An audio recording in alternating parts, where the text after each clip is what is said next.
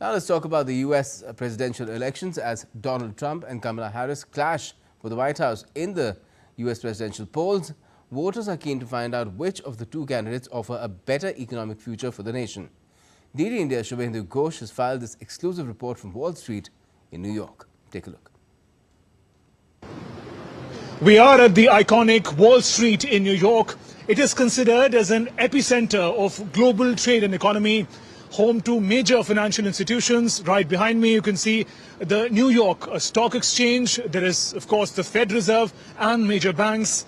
As the United States prepares to elect its new president, state of the economy is taking center stage.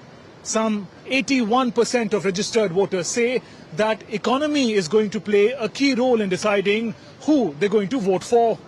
America, Kamala Harris. As the campaigning for US presidential elections enters the final phase, Donald Trump and Kamala Harris continue to project themselves as the best candidate to take the US economy on the growth trajectory. Trump is focused on the idea of US dominance over foreign competitors like China.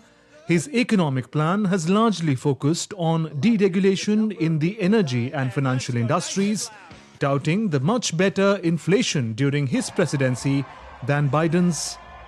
Vice President Kamala Harris has pledged to build an economy that is both pro-business and helps the middle class, as she pushed back against Trump's claims that she is advancing communist ideas.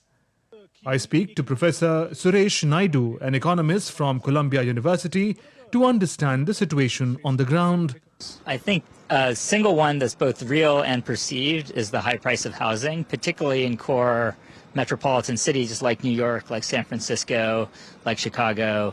And so that issue of the high price of housing, I think, is a real one, as well as high prices of sort of other things like healthcare and education. But, you know, I will also say that for and those are long-term kind of structural things. There's another perception of inflation, and the inflation was very real and very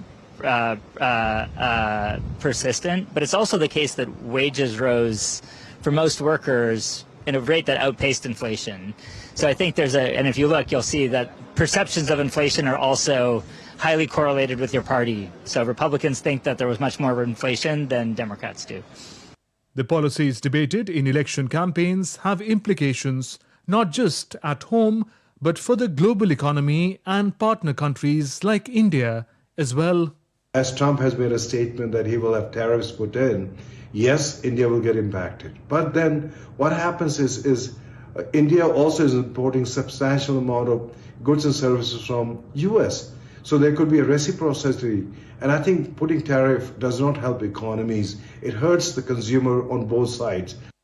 The ball is now in the court of voters who will decide the best candidate to take the reins of the world's most powerful economy. With camera person Jay Shankar, Shubhendu Ghosh's report for DD India in New York.